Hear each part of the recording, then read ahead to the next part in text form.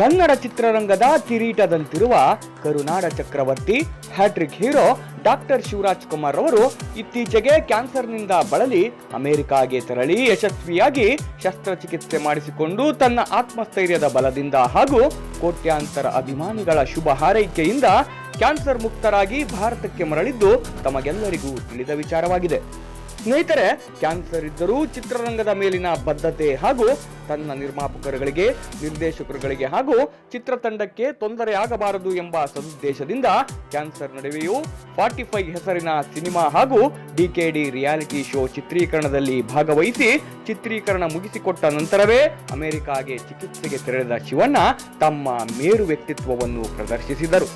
ಇಂತಹ ಮೇರು ವ್ಯಕ್ತಿತ್ವದ ಮುತ್ತುರಾಜನ ಮುತ್ತಿನಂತಹ ಸುಪುತ್ರ ಡಾಕ್ಟರ್ ಶಿವರಾಜ್ ಕುಮಾರ್ ಕನ್ನಡ ಚಿತ್ರರಂಗಕ್ಕೆ ಪಾದಾರ್ಪಣೆ ಮಾಡಿ 39 ವಸಂತಗಳನ್ನು ಪೂರೈಸಿದ್ದು ಇಂದು ಕುಟುಂಬದ ಹಾಗೂ ಸ್ನೇಹಿತರೊಡನೆ ಈ ಶುಭ ಗಳಿಗೆಯನ್ನು ಆಚರಿಸಿಕೊಂಡಿದ್ದಾರೆ. ಈ ಶುಭ ಸಂದರ್ಭದಲ್ಲಿ ದೇವರು ಶಿವಣ್ಣರವರಿಗೆ ಮತ್ತಷ್ಟು ಆಯಸ್ಸು, ಆರೋಗ್ಯ, ಚೈತನ್ಯವನ್ನು ಅನುಗ್ರಹಿಸಲಿ. ಇನ್ನೂ 100 ಚಿತ್ರಗಳಲ್ಲಿ ಅಭಿನಯಿಸಿ ಕನ್ನಡ ಚಿತ್ರರಂಗಕ್ಕೆ ಹಾಗೂ ಭಾರತೀಯ ಚಿತ್ರರಂಗಕ್ಕೆ ತಮ್ಮ ಅಭೂತಪೂರ್ವ ಕೊಡುಗೆಯನ್ನು ನೀಡುವಂತಾಗಲಿ ಎಂದು ಕರುನಾಡಿನ ಸಮಸ್ತರ ಪರವಾಗಿ ಹಾಗೂ ಪ್ರಜಾಧ್ವನಿ ಕನ್ನಡ ನ್ಯೂಸ್ ವಾಹಿನಿಯ ಪರವಾಗಿ ಶುಭ ಹಾರೈಸುತ್ತೇವೆ.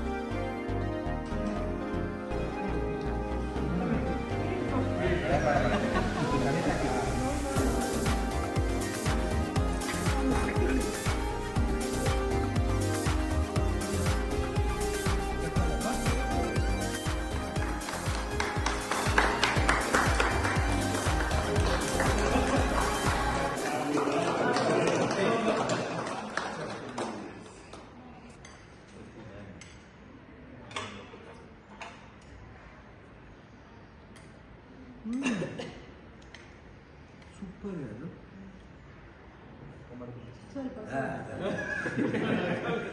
not as good as what come on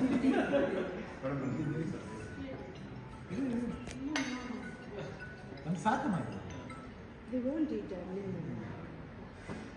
so